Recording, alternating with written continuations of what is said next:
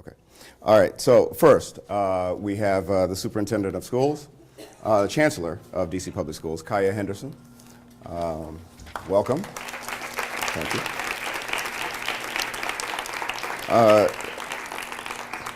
How are you? I'm doing great.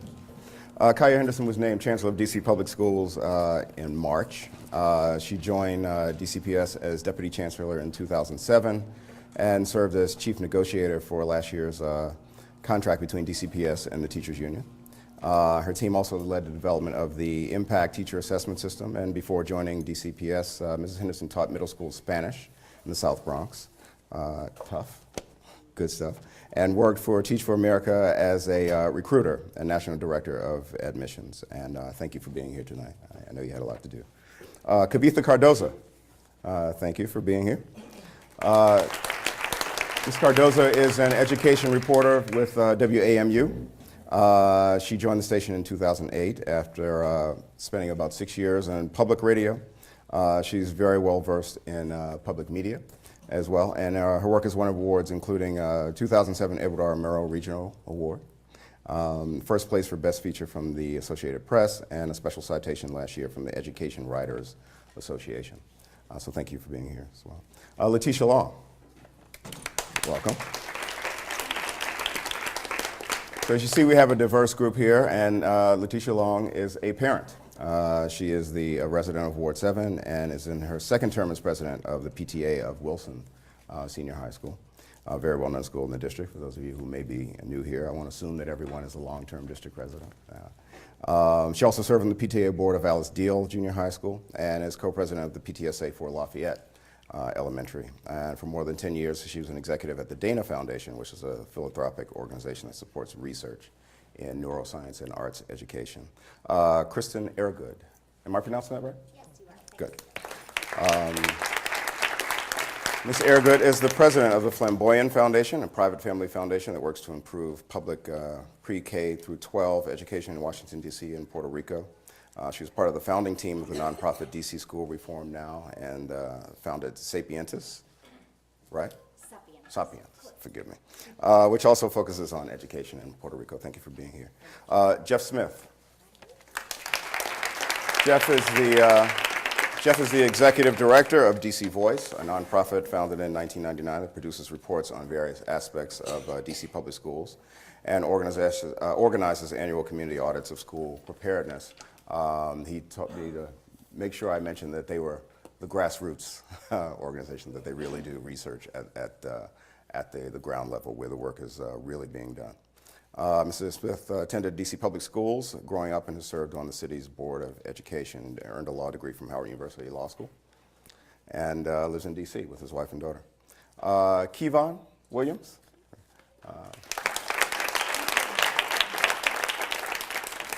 Probably the most important person on here because he's a student. He's in DC Public Schools.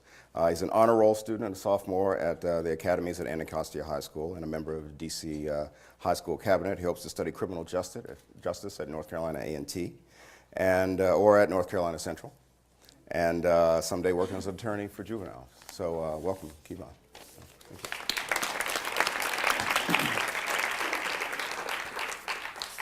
So, of course, the natural tendency is to try to direct all questions to the Chancellor.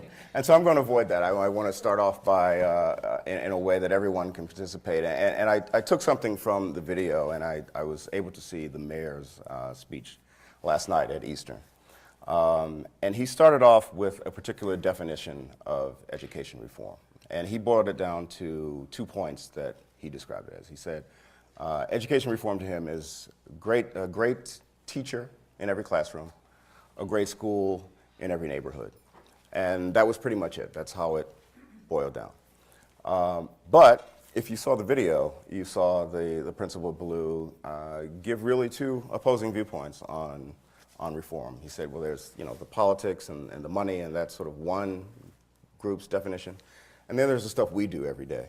Which really builds character and builds up schools, things that you don't pay for, things that you can't sort of develop in a program and legislate.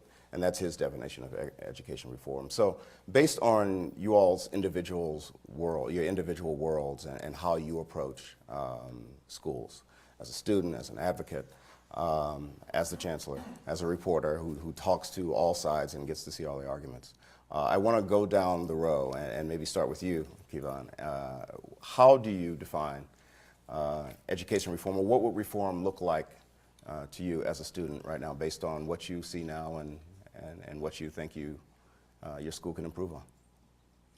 I define education reform as improving our academic successful classes and increasing our test scores and making it so that there's not so many people dropping out, decrease our dropping out rates, and make it a better place for our kids that want to go and learn and get an education.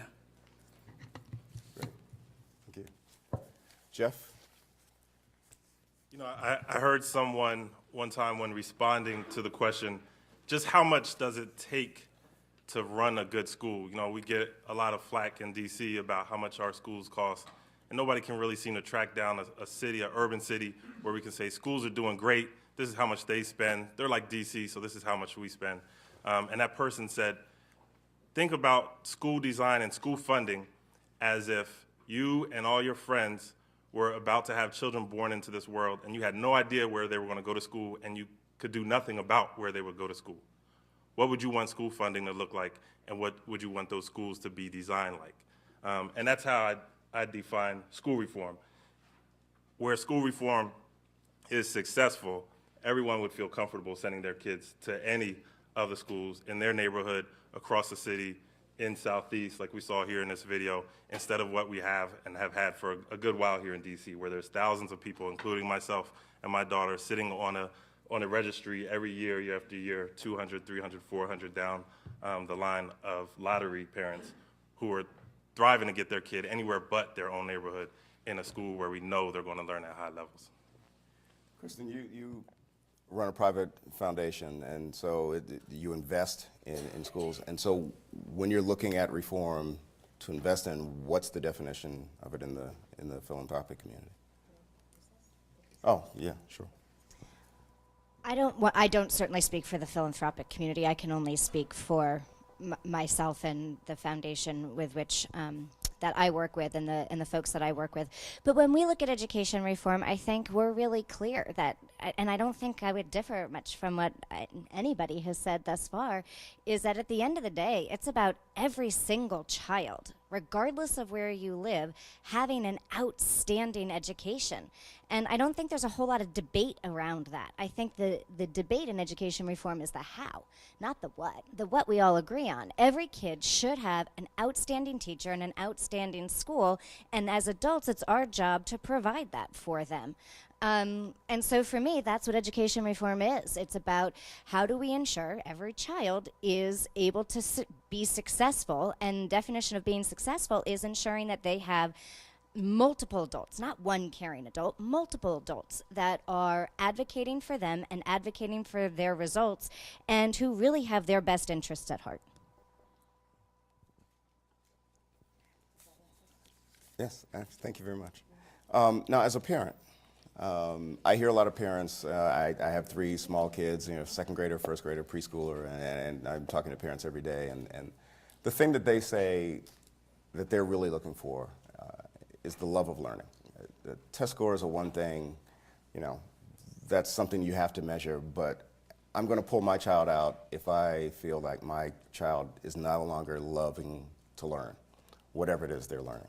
And so how are parents at Wilson sort of addressing the idea of school reform? Well, I think what all parents want are the removal, this reform has to include the removal of any barriers based on race, gender, or the kinds of things that have stopped children or who have formed perceptions and changed expectations about children's ability to learn. So I think that's the big thing, is how do we remove the barriers? What barriers specifically can we take away immediately? And also, I think, you could probably name 3 or 4 barriers right off the top of your head that have stopped you in your process, and you're a person who's probably very persistent.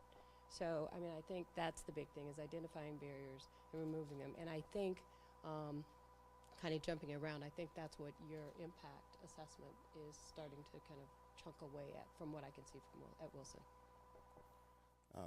Thank you very much. Kavitha, you get to see all sides. I mean, you're a reporter, and so you talk to parents, and then you talk to administrators, and everybody's sort of arguing different sides. So you have a really unique viewpoint of how everybody's seeing education as something different. I mean, what is it that you're seeing out there, and what are some of the issues, and what are people missing in the discussion?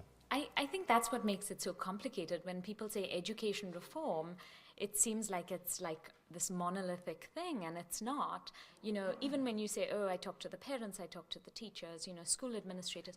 I mean, the teachers aren't one group, or the parents aren't one group that has this one view.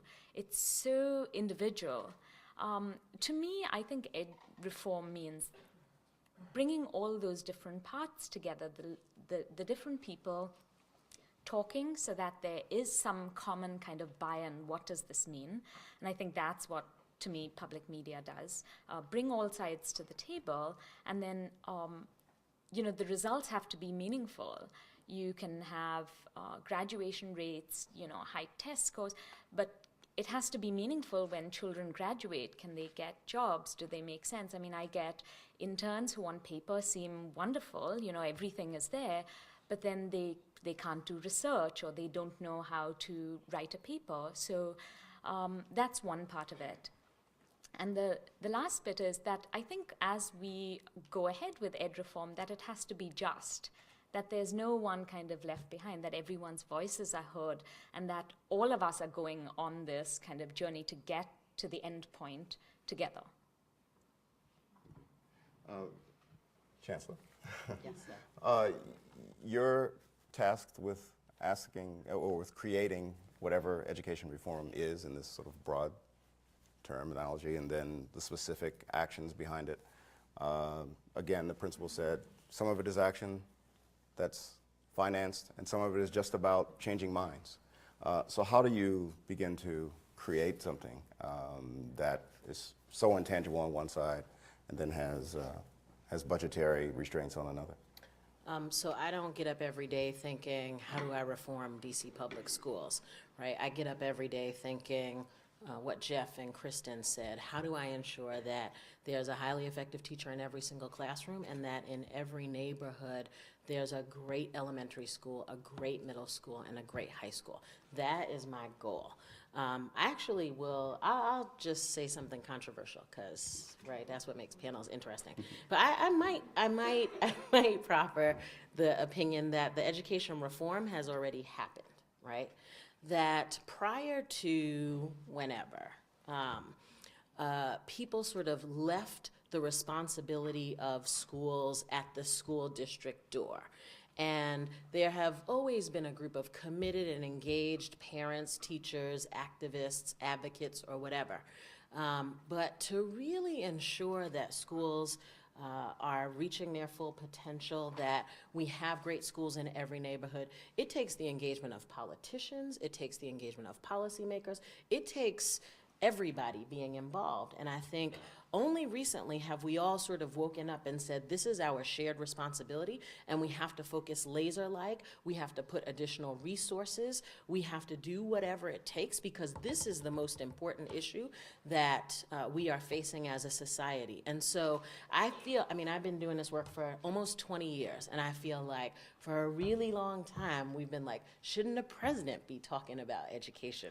Shouldn't Congress be focused on education? Don't people understand the economic links that there are to education? And so to some extent, it is so exciting to me, right? We could all disagree, we could stay in here all day long, fuss, fight, and whatever. But the fact that we're having this conversation as a broad group of people is incredibly inspiring to me, because I feel like it means that we as a nation, as a community, as a city, are taking this very, very seriously.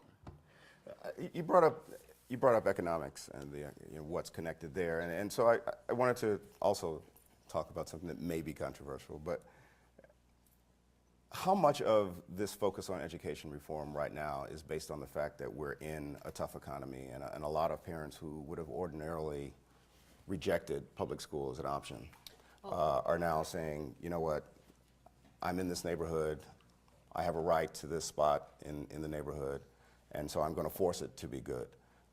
And so in that sense, is a bad economy ultimately good for the educational system because it's going to push folks to reform. And another part of that, if we were in a good economy, would we still be talking about it if those parents were not necessarily trying to get their kids in? I absolutely think that parents not being able to go to private schools because they can't afford it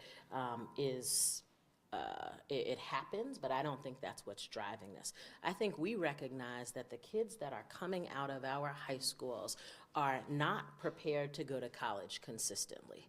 When we look at the places where our kids go in DCPS, there's a significant amount of remediation that has to happen before they're able to take college level courses, and that's wrong. We are taxpayers, we are trying to ensure that our kids come out with a certain set of skills, and I think we universally realize that that isn't happening. I think when we look at jobs, the mayor talked about it last night, we're creating thousands upon thousands of new jobs in this city every, whatever, month, year, whatever. And our children that we educate are not qualified to get those jobs. That is the real problem, that after schooling, children don't have access to the careers and the college opportunities because we haven't served them well. Letitia, and some of the rest of you as well, I want to ask about the concept of neighborhood schools, and we talked about this, having a great school in every neighborhood, and certainly you want that, but is the concept in general of neighborhood schools, is that something that's still relevant today? And I ask that because you hear a lot of parents say, what I really want is a school that fits my child. A school, even if it's a good school, is not necessarily the best school for my child just because it's down the block. If I think that a school, 10 miles away or across town is a better fit, the teachers approach education in the way that I want, that's a better fit. I should be able to go there. And not necessarily a private school. I should be able to sort of jump around and be where I want to be. Is that possible within this concept of education reform, or is the idea that, the ideal is that I'm going to go across the street to school and like Leave It to Beaver? You're talking to a parent who, for maybe 20 years, I guess my oldest is 30, drove, an hour every day each way to schools outside of my neighborhood to make sure my kids got the right education, or what I consider to be a good education. So the notion of a community school is so exciting to me, I don't know what to do. One thing that's evident with parents that are even as active as I've been, you are still an outsider as an out-of-boundary parent, as an out-of-boundary student, and I'd be ready to debate that with anybody every day, as active as I've been. And so I think this notion of a community school, I think people would welcome it, and I think that some of the things we're doing to change some of the situations in the school. I think one of the things about Blue that's so interesting is when you talk about changing values and attitudes and perceptions. When people believe in their neighborhood school, when they believe their children can learn, even if there's a glimmer of hope, I think you're going to start to see massive more, because my job as a PTA person is parent engagement. And I think that parents are going to be engaged when there's hope. And we can have all kinds of systems to get them here and, talk about communication strategies and all that. But once people believe there's hope, I think the community school, I think it's going to come back. I think it's going to come back and rally strong. The Chancellor needs to leave in about 30 minutes, and this is a community forum, and so I want to make sure that we get the community involved in this discussion. There's a microphone. Sierra Roe McNeil, who is the host of What's Good DC, which is a program that's being done by the Public Media Corps, is going to take the microphone around. And congratulations on that job. Student at Duke Ellington, public school here. All right. We're going to take the microphone around, and so if you have a question, if you would line up behind Sierra, we can begin taking questions from the audience for about 30 minutes or so and continue the discussion. Sir?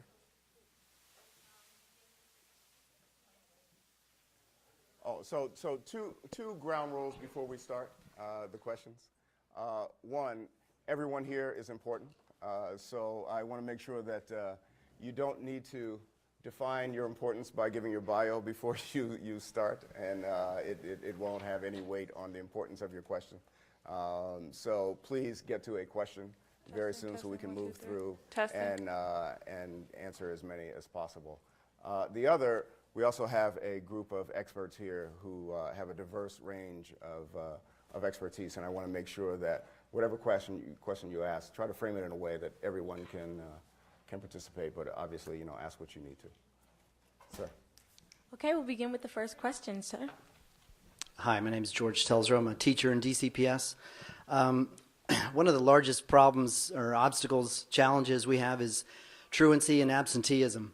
And I know that our district is doing a lot of data gathering, but I don't see yet any district-led strategy to really solve the problem. So I'm sort of throwing that question out. And a spinoff is, we need to attract students to come to the school, to make things that are interesting besides, math and social studies and things like that, and after-school programs. And I've been trying to run an after-school journalism program. And we simply have, that I can tell, no resources to fund, getting a camera or anything like that. So I'd just like to hear people's responses to, number one, how we're going to take on this absency and truancy problem other than, asking teachers to call home every day. Because it's a big problem and it needs to be attacked from all sides. Thank you. I mean, I completely agree with you. Kids need to be in school. We need to create classrooms and environments where they want to come to school and are engaged. I don't believe that if you just call their parents, they'd be in school. And so this is part of the reason why trying to ensure that we have a highly effective teacher in every classroom, but also an engaging and rigorous curriculum. One of the things that I said to my team, I went out on teacher listening sessions, and teachers were telling me, stop concentrating on how I'm teaching, and let's talk about what we're teaching. Let's talk about different ways to engage kids, right? Why aren't we using digital media? Why aren't we using all of these things? And so I said, look, let's figure it out. So I put together a task force, and we are looking at completely redoing the curriculum, hopefully to roll out Phase 1 this May so that people have time to plan over the summer. At the same time, I think extracurriculars are incredibly important, and so we're looking at how we re-resource those. I also think that the course offerings that we have to be engaging.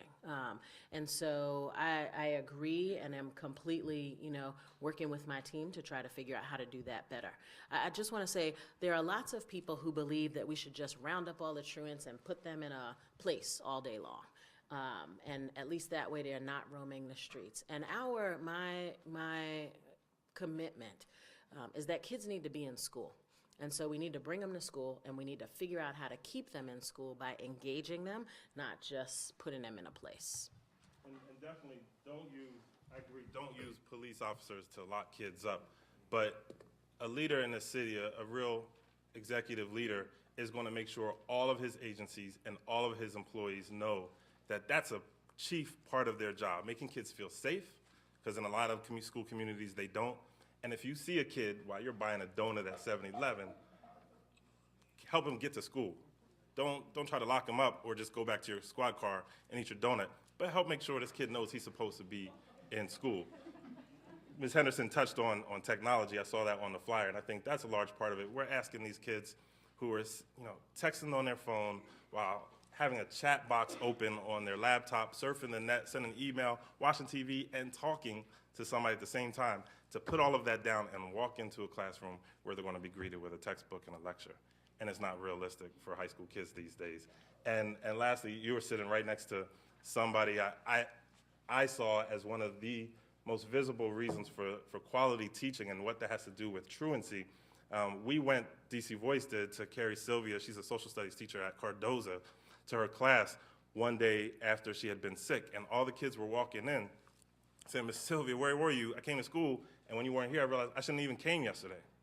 And these are high school kids who had 4, 5, 6 other classes or teachers that they should have been coming to school to look just as forward to that day. And the fact that they felt it was a waste of their time to come to Cardoza that day if Miss Sylvia wasn't there does let us know there's not enough challenging quality teaching going on in enough of our schools.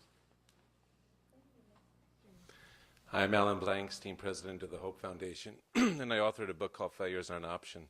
And what Jeff just described is what we found recently in other parts of the world where we're working, as well as some of the toughest places in this country, and that is that regardless of the situation, there's somebody doing extraordinarily well. Some classroom teachers reaching the kids while others may not be. And so in the past decade, we've found an approach to spread that, scale it, and make it sustainable. And it's commonly called, in other parts of the world, networks. It's starting to take place here in some of the districts that we've been in past 5 to 10 years, but minimally. And I'm just wondering what your experience with doing what you just talked about, Jeff, finding those spots of excellence and making them the norm has been, and what methods do you use that make it sustainable and scalable? Because that's the work that we've been focused on. Thanks. Since he brought my name up, I'll give 2 things of this, and I swear I'll skip the next 4 or 5 people. But when you asked about school reform and what that looks like, 2 major components or characteristics of that I would have added was that, one, there's very little difference between your highest performing teacher in a school and your lowest performing teacher in that same school. And there's very little difference between what the kid at the lowest performing school can expect in the poorest neighborhood and what the kids in the richest neighborhoods and highest performing schools. And that has to be part of how we're evaluating our school leaders. Just our chancellor or our impact teacher evaluation system can't do that, but a principal's working with all of their teachers every day. And they should be using data and know their teachers well enough to know who are their stars, who are the brightest teachers in their school, and then be marrying those teachers with their lower performing ones. Because most of the people in Cardoza and all of these schools, they want to be there, but not all of them have developed the skills yet. And we're, by design, throwing teachers into these classrooms with no background in teaching, no education in teaching, no experience in teaching. So once they get there, there has to be more than just like a 5-week summer program that takes somebody who was a social studies major and throws them into a classroom teaching my kindergarten daughter. There has to be some embedded professional development that marries that very struggling new teacher, not just with professional development that drops into their school or a day off, but with the highest performing, most energetic, most knowledgeable, most experienced teachers in that same school. I want to just say at Wilson, what we see from parents, because Wilson is a segregated school, black academic performance is very different from white academic performance. And what we're seeing there is the perception of a good quality teacher from one group may not be the same criteria for the other. And so we got to be very, very careful about this definition of quality teacher and make sure that we're talking about cultural fluency when we talk about these groups.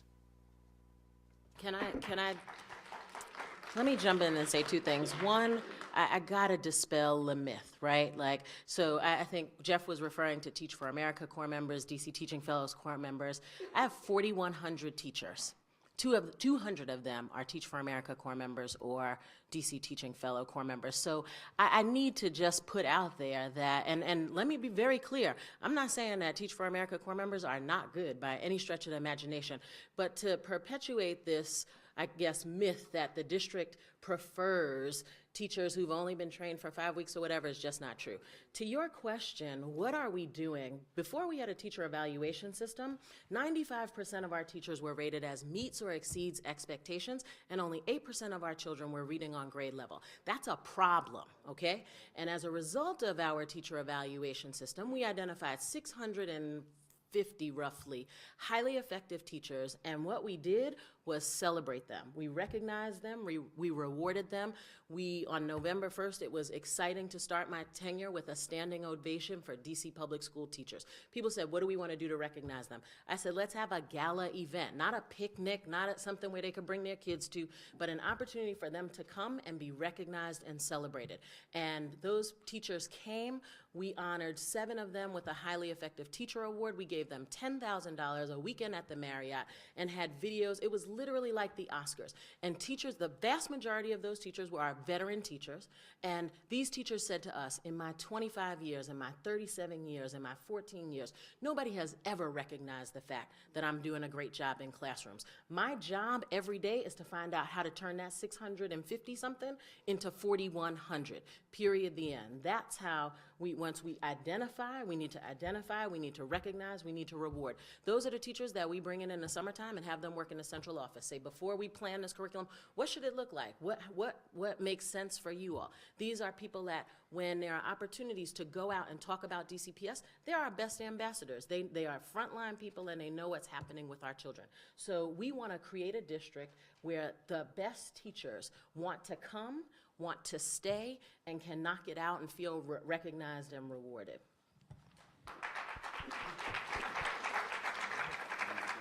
Thank you so much. We have our next question. Sir, can you say your name and your question, please? My name is Jerome Patterson from Roosevelt Senior High. In my second year of teaching, I'm all for the impact system. From year 1 to year 2, it's actually made me a better teacher. But as an educator, now we're looking for, is there anything in place, Chancellor, to ensure that as we move forward, processes coming down the pike, to ensure that we stay focused and as highly qualified, successful teachers as we are? Absolutely. So we are dealing with, there are 3 pieces to the teaching and learning framework. There's plan, there's teach, and increase effectiveness.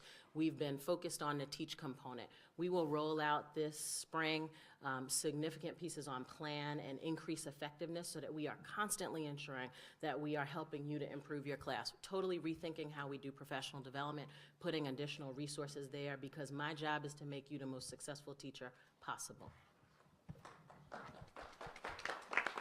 Thank you. On to our next question. Ahmed Nuruddin, I'm on the MCIP board. In talking to a panel of educators,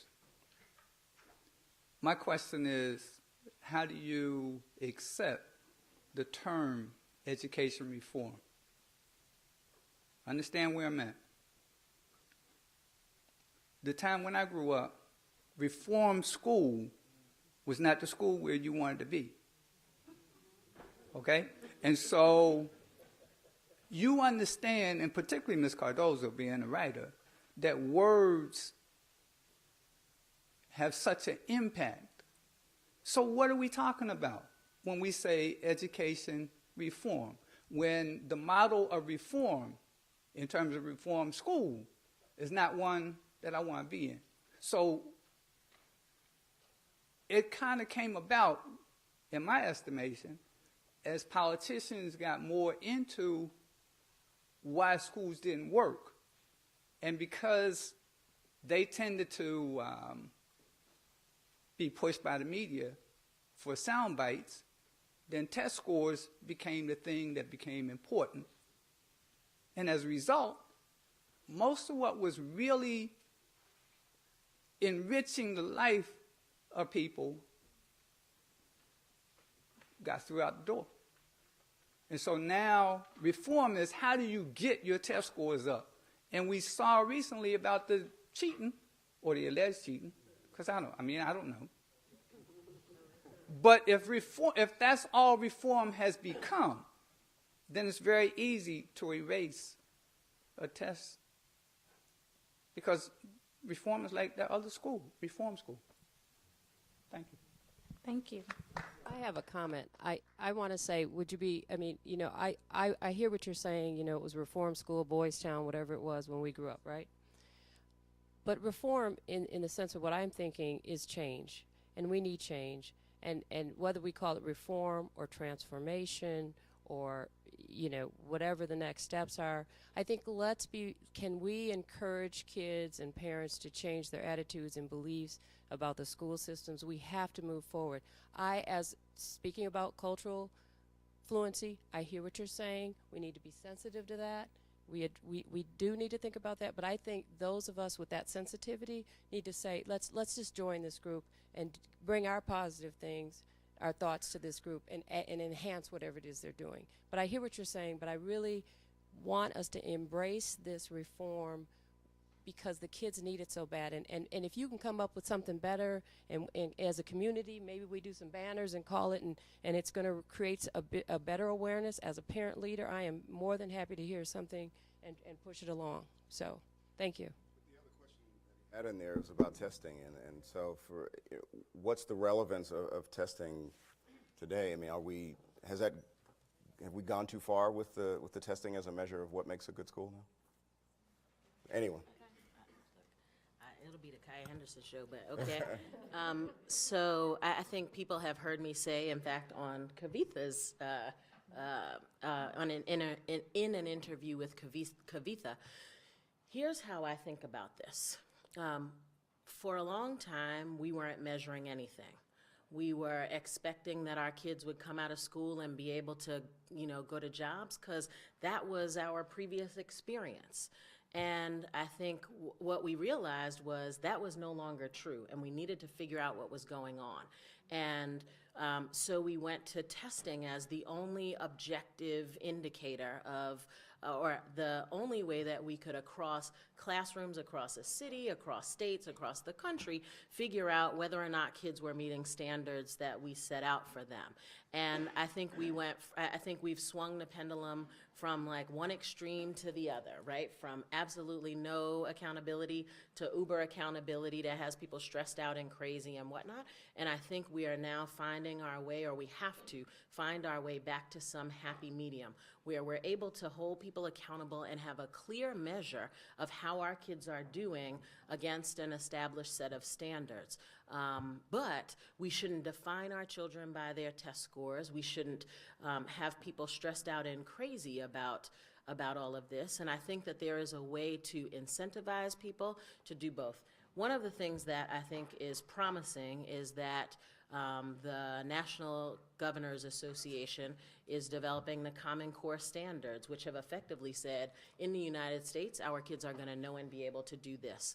And they've taken on this testing issue and said that assessment has to be more diverse than standardized testing. And so the Common Core will begin to roll out this summer, but over the next 2 years, I think you'll see a significant departure from the hardcore testing environment that we currently have in place, and moving to something different.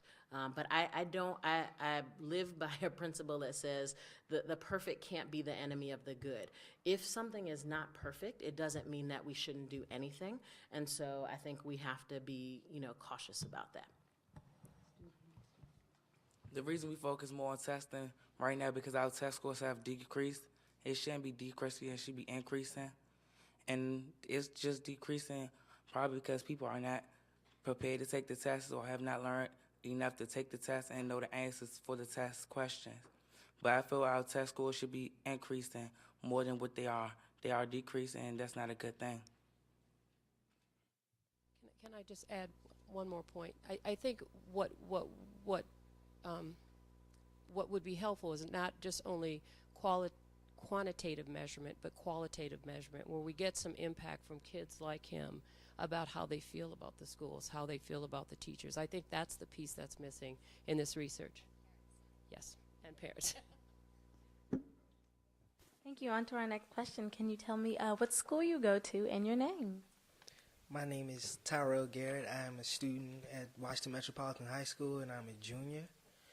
And speaking from a student's point of view, what I see in a lot of kids who drop out of school is two things: is frustration and embarrassment. They get frustrated because they don't know the material, and then they're embarrassed to come and ask for help.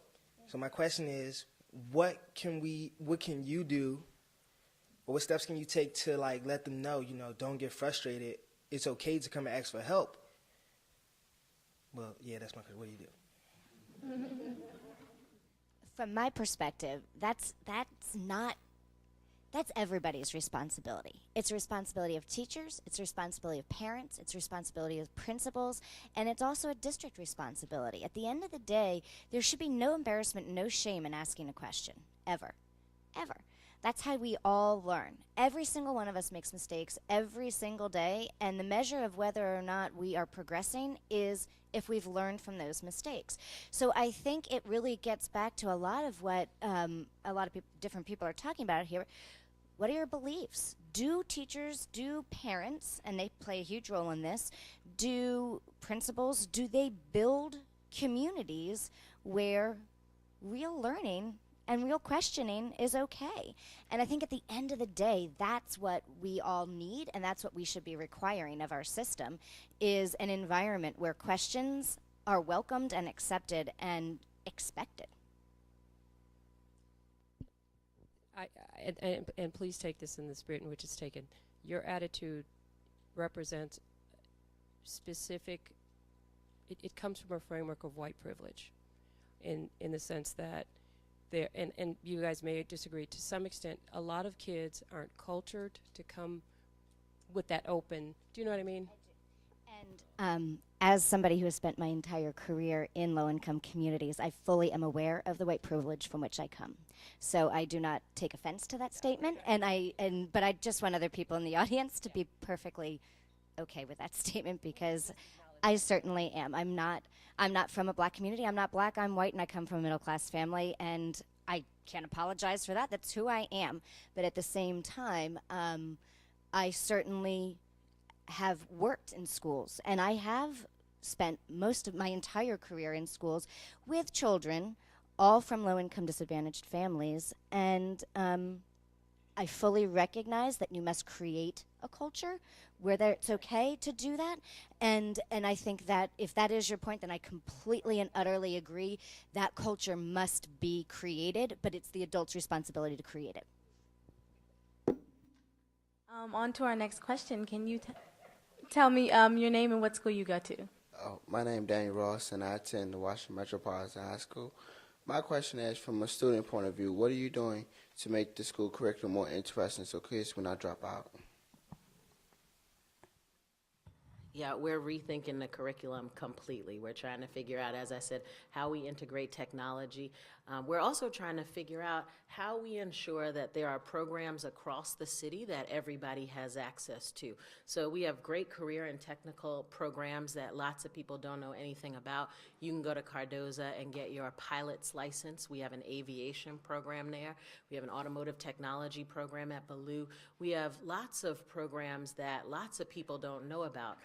But I think the challenge, to your point about neighborhood schools versus sort of the ability to go wherever you want to go, I think we have to do two things. I think we have to build very strong neighborhood schools so that people have confidence in them and would feel comfortable sending their children to them. But I also think we have to ensure that wherever programs are offered, if your thing is arts, that you have the opportunity to get to an art school. If it's your neighborhood school, great.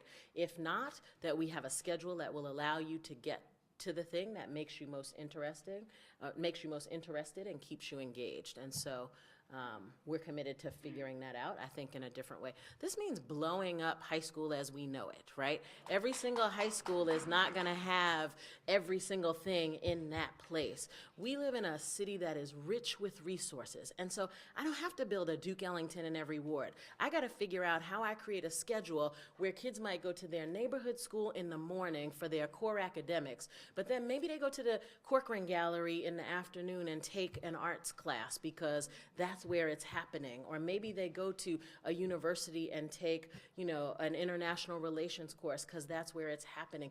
I think we have been confined by the boxes that we have, we've been operating in. And I think if we're gonna engage kids and get them to come to school, it's not just technology, right? It is rethinking how we use our time. It's rethinking how we deploy our teachers. I went to a neighborhood, sorry, you got me started. So I went to a neighborhood, I come from the south side of Mount Vernon, New York. It is Westchester County, richest county in the country, but Mount Vernon is the southernmost, southern, you understand the connotation, in the county, and we are just north of the Bronx. And so I lived on the south side of Mount Vernon, and my family lived in the projects for 47 years. My grandmother had 3 children by 3 different daddies. My mother was a single parent. She had me when she was 22. And I went to a great neighborhood school that provided me with music and art and dance and theater. And I had teachers who every Friday afternoon, they taught special interest. If they knitted, they were able to teach knitting, and we could choose knitting. If they roller skated, they could, it was the 70s, I was like, right, roller skating, right? And we were thrilled to come to school because we got to do all of these cool things. Not because I was so turned on by math or social studies or whatever. That was the price I had to pay to do the cool things in school that I got to do. I want to make sure that in every neighborhood, kids have those kinds of opportunities. Because that's the reason why I'm sitting here today, because I had a great public education in a neighborhood school When I went to middle school, we had a not great middle school, and my mother pulled me out and put me in Catholic school because she had that choice. I want our parents to have choices. If they don't like their neighborhood school or it doesn't fit for their particular kind of kid, then they should be able to go anywhere in the city and get what they need, because that's what we are obligated to provide as a public school system. Thank you so much. We'll go to our next question, sir. My name is Esteban Morales, and I'm an educational consultant. First of all, I'm very happy what you state about assessment, and we are moving towards more a performance-based or dynamic way to assess kids instead of only using standardized testing. I think that's really important. Very linked to that, it has been a big push to compliance in the past. What are the specific efforts that we are doing in programming right now? And more specifically, what are the attempts to do efforts in programming to work in enhancing programs that serve English language learners in the city? Thank you. So I do think that district-wide, not just with English language learners, but with our special education population and whatnot, we've been wholly focused on compliance. And we have a dynamic set of folks down in our bilingual and ELL shop that is working with us as we try to revamp the curriculum to say, what are the best practices around English language learning, and how do we, again, free ourselves from the boxes that we've been in and not go for compliance, but really figure out ways to integrate our English language learners and integrate our special education kids who are ready into a full setting with their peers. We think that that's really important, and so our ELL teachers and our ELL team are sitting with us at the table as we redesign the academic plan and the curriculum plan for DC Public Schools. Well, I have a question myself. I've been listening to the conversation. Being that I'm a student, I go to Duke Ellington, and we have lots of great programs that I know aren't available to a lot of other high schools, and we're involved a lot in forming how we learn through our arts education, and our teachers incorporate our art into our math and our science because they know that we're here because of our art, not necessarily because we love algebra. What are our students, our teachers, and politicians doing to include students in the conversation in other schools that don't have the privileges that my school has?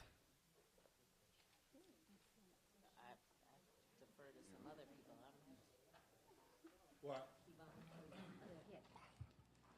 I think your point is an eloquent one, that we have to include the most affected, both students and community members and parents. And I agree it's going to take blowing up what we know as this place I talked about, where kids are asked to drop off their skills and their technology and a lot of their thinking.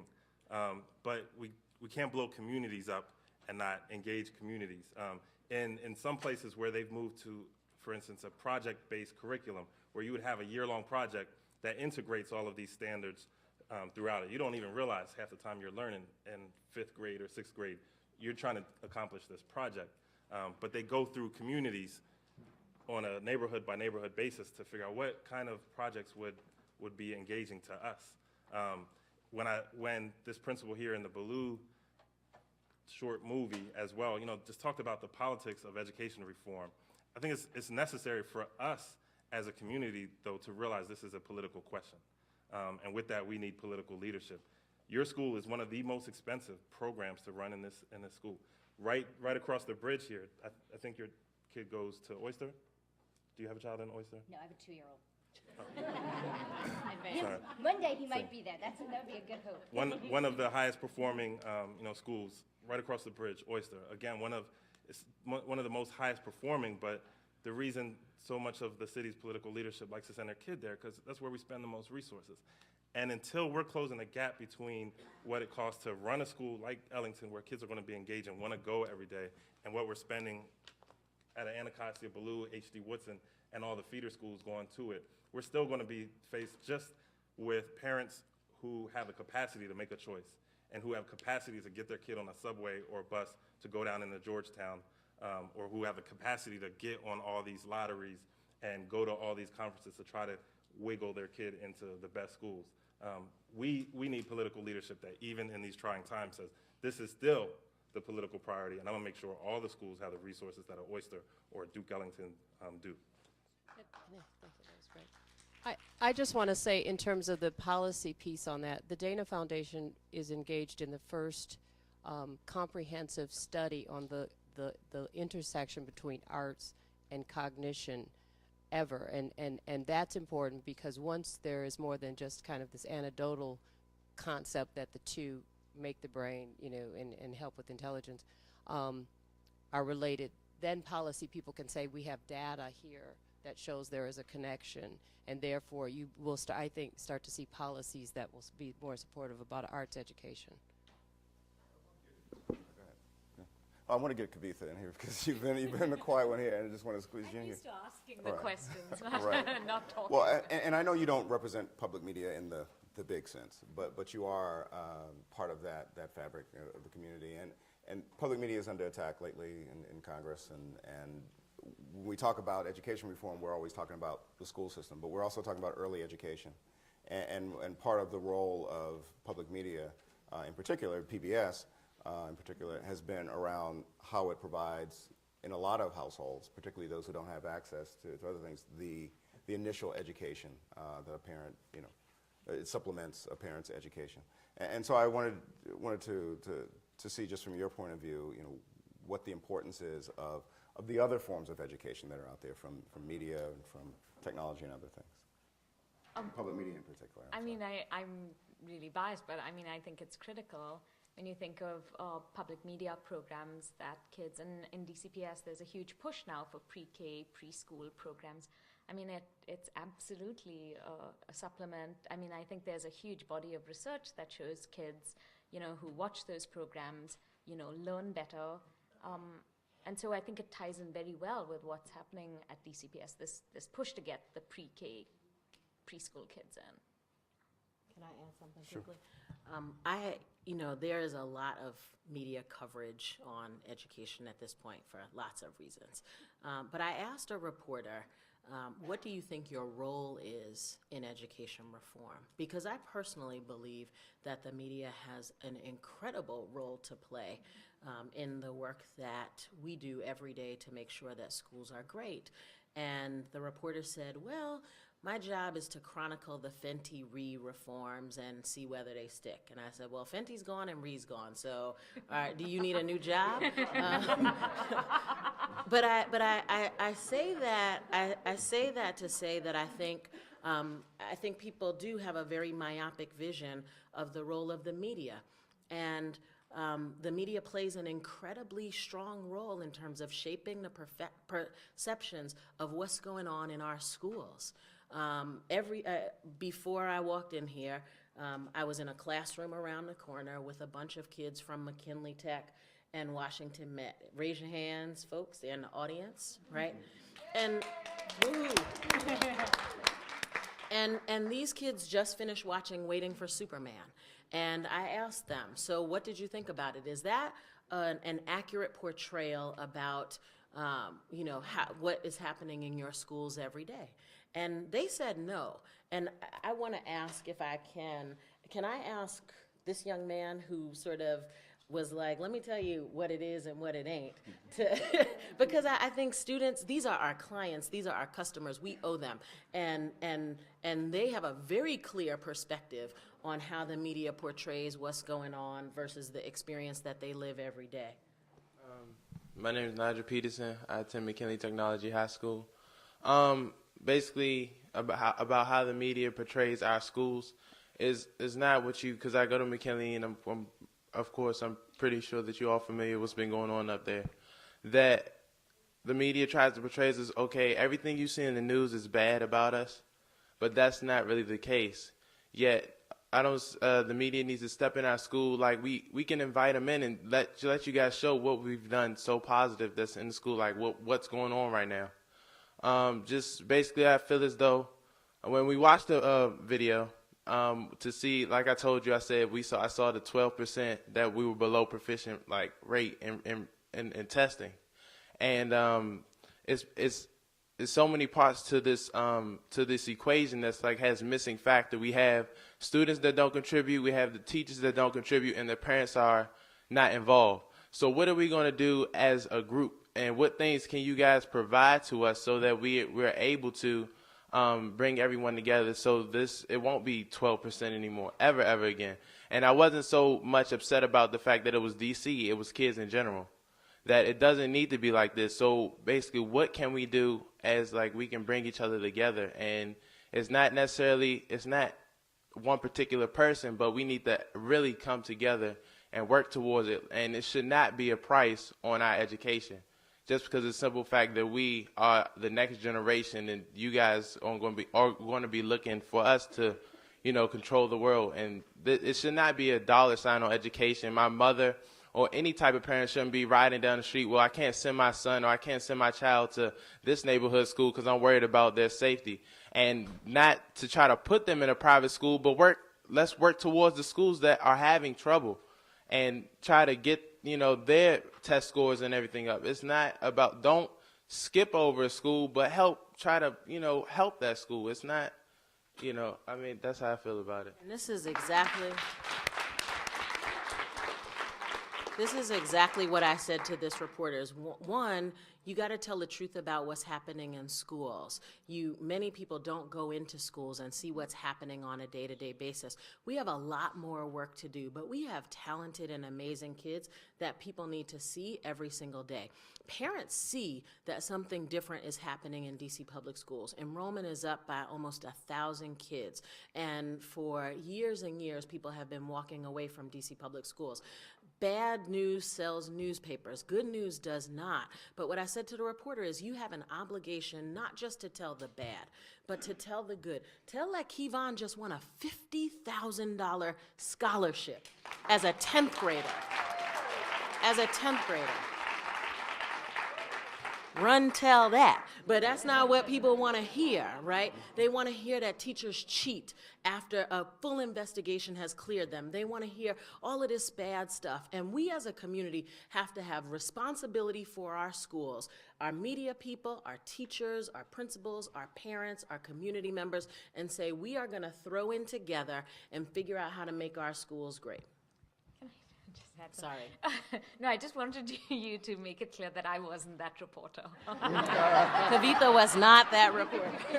I wanted to add on a little bit to where I think, public media plays a role, is that part of it is having that conversation. And I think public media, we're not commercially driven. So, I don't think that no one is going to... If I have a controversial story or a bad story, a story talking about how bad DCPS is, that's not what drives my listeners. So I think you take away the commercial aspect. So I think public media has a role. I think also the non-traditional public media, like the folks who have organized this forum. There is power. It's not top-down anymore, right? There are blogs. There are forums like this. There are ways that the community can get involved, which kind of bypass the traditional media. And I think, to me, that is very exciting about what's happening too, that voices get out there or conversations are had, and it's not this top-down kind of mass media approach. Sorry. Chancellor has to leave, so. I apologize that I have to leave, but I have a 14-year-old who has a project due, and I committed to being home by 8:30 so that I could help with the project. So I hope you understand, and thank you for having me. Appreciate it. So we still have an excellent panel still here, and another 15 minutes or so. And so, I'm sorry, did you have a... I feel you have to motivate your kids to go to school to do the right thing. Not just call their houses when they're doing the wrong thing, but call their houses when they're doing the right thing so they can improve. Reward your kids for the things that they do. And don't reward them if they're not doing good. They don't need to be rewarded. You just have to motivate them to get up and go to school the next day, do what they got to do, and improve their test scores and grades. Thank you. I guess we'll take the next question. What's your name and what school do you go to? My name is Lydia, and I go to Calvin Cooley Senior High School. Okay. My question is, as we all know, DC is a city which is really diverse. There's a lot of students who come from different backgrounds. who came from different continents, Asia, Africa, South America. I just want to ask you some questions about ELL students. What kind of environment are you creating for students to get equal and fair opportunity to go to college when they are in high school, not only in English or ELL classes, but also cultural awareness that all students get the same and fair opportunities to know everything. And my second question is there a budget for ELL students, and is it based on the number of students, or what's it depend on? That's my question. Thank you. Thank you. I want to just tell you at Wilson, I think we have, students from, 20 plus countries. And one of the things we talk about at Wilson is diversity is not having a group of people that are different in the same building. Diversity is this process of cross-racial interaction where you are sharing your culture with someone else and you're sharing ideas and belief systems. So I know from the PTA perspective at Wilson, we're looking at how to engage different groups and to have more involvement and so that people are more connected. What we do know on the social science side is that racial identity and all those kinds of things are formed at in adolescence. So this is really, what she's talking about is a really important piece to when we talk about educational reform, is keeping all these things in the pie. Thank you. We have our next question. Hi, my name is Carrie Sylvia. I'm a teacher at Cardozo, and I just wanted to say a couple of things to pick up on what people had talked before. You had talked about Duke Ellington, which is great, and I was looking at the budget figures for DCPS, and Duke Ellington gets an additional $2 million, $2.1 million in addition to the per pupil formula that the rest of us get. And not to say that just throwing money at schools is going to solve the problem, but like I know at my school, we just don't have the basics. The chancellor was talking about integrating technology. We don't have really much technology at the school. Just talking to a colleague of mine who is a chemistry teacher, she had to pay for chemicals just to do a science experiment. I took my students, on a field trip today. I had to just pay money out of my own pocket, which is fine, but to go on a field trip to take them to a law firm, that they're law students of mine. And so we're constantly talking about excellent teachers, and we need to talk about excellent teachers who are supported. And if we look at the turnover in DCPS, we can see that in there. Like, I talk to new teachers all the time. They want to stay, but they're not getting the supports they need. So that wasn't the real reason why I came up here, but I just wanted to say that because I couldn't not say that. But I wanted to ask the panel, it seems behind DCPS there's contradictions in terms of their fundamental philosophy that underlies reforming and transforming our schools. Time and time again, we hear for the past couple of years, the focus has been on teachers. And, as a teacher, I know our responsibility is really, we have a huge responsibility. We have a vital role in education. But at the same time, we're not talking about bringing everyone together, the parents. And we can't control for the parents, but as a city, we can come together and try to bring resources, because we have a lot of parents that want to help their child, but they may not know how. They don't have the tools. And I just wanted to ask the panel members just to speak on a couple of things that I've heard. The current chancellor, former chancellor have said repeatedly that it's the teacher who has the biggest impact on a student's education. I think it's ironic that the chancellor left to go help her 14-year-old. And what if she didn't go and do that? Would her 14-year-old have completed his project for the next day? And so, not to say that the motivation of a teacher isn't important, but the role of the parent at home is so important. And I'd also like to say just another disturbing quote that I heard. There was a city council hearing on truancy, and when they asked the chancellor, and I'm sorry, I thought she was going to be here so she could speak on this as well, but in terms of truancy, talking about the role of the parents, and she said that parents are failing because we have failed them as students. So it's just taking the responsibility off the parents completely. And The only way we're going to really transform education, really truly, so that every child is successful, is if we all come together. I mean, we can do a lot as schools and teachers, but we need to come all together on this as a city. I just want to get your feelings on that as a panel. I absolutely agree with the notion. What I was going to get at, and I think you're getting at perhaps, is coalition building. And I think the brother earlier, from McKinley, talked about his frustration with coverage of your schools and your peers and your learning. And we need to form coalitions, and not just as community members, but with the district. I wanted to talk to the chancellor about that, and in fact sent an email yesterday about why I felt we even saw it in this exchange. When community members and nonprofit groups talk about what needs to happen, government officials get defensive and think that means you're saying they're not doing something alone. I think we need to stipulate for the next 5-10 years, until we get other things together, that we're not going to have parental involvement at the optimal level. And if that's the case, then what would we do? So let's do it. And part of that is coalition building. We, at DC Voice, we organize hundreds of community members each year to go into schools and collect data. We've been collecting data around school reform points for 7 years. Over those 7 years, we've had 6 superintendents. So if we had just focused on the specific school leadership, we would have had to start the conversation over anew each year. It's because of coalitions like that stay focused on similar issues, I think, that we've been able to breach some change in systemic types of issues. So I just wanted to get one last question in quickly, if we can, and if I could just make a quick point before this last question. I just would disagree that the chancellor got defensive on that issue. I think she was actually really receptive to hearing feedback, and in pretty much every experience I've seen her in, she's been very willing to take feedback. In fact, I've been fortunate enough to sit on the mayor's transition team, and the transition team presented to the chancellor and her team yesterday, and we didn't say lots of nice things. We had some real serious community feedback from the 16+ sessions that we conducted across the city with hundreds, thousands of people.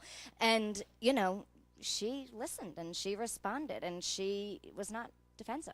So I just would disagree with that characterization. My point is we have to form coalitions with the government and with school leaders, not just in isolation, not just in silos, as communities. Agreed, and part of but my we also need to be honest about when people are talking and listening, and not call out people when they don't need to be called out. And when I talked about quality teaching, and the point that was raised and counter to that is we only have 200 of these new teachers or people who didn't actually go to college to teach or who aren't getting that much professional development. At an average of 20 kids in each school, in each class, that's 4,000 kids. My kid is one of them. 4,000 kids is almost 10% of the kids in the District of Columbia Public Schools right now. I don't want my kid or those other 3,999 households to have to undergo an experiment or somebody else's on-the-job training. Before we get to the last question, I want to ask the panel's indulgence. If you would stick around for a couple of minutes, if you can, if you have time. So for those who could not get a question, might have a chance to come up and have a conversation with you afterwards. And then we'll take our last question. And then Okay, on to our last question.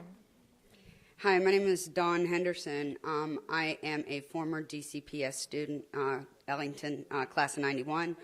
I'm also a parent advocate and a current DCPS parent. On behalf of the 27 families that I advocate for in special needs, because they cannot leave their job because they don't get paid, and I go to meetings for them to speak on their behalf, I really resent the fact that the chancellor got up and left because her paycheck isn't being jeopardized, but the families that I have to go to meetings for my questions were directed to her, and so I'll save those for another time, but I want it on record that there are people who cannot just get up and walk out of their job to go to a meeting, and she just got up to go take care of her kid, which I can understand because my kid comes first too. But there are 27 people that I personally have to go to meetings for because they're hourly and they can't. They cannot go to the meetings because they're going to lose money. And she basically just spit on those guys when she walked out of this meeting. That's how I feel. Okay, and one of the things that I wanted to point. So if you have a specific question, if you. Okay, well, I'll save it for the chancellor then. Okay, all right. Thank you. All right. Thank you. Thank you. Thank you very much again for coming out. Again, I know you probably had a number of things to do, but you came here because of your concern, and we appreciate that. And thank you again to the Public Media Corps for sponsoring this event. And the panel will be here for a few minutes to talk to you if you need to. Thank you very much.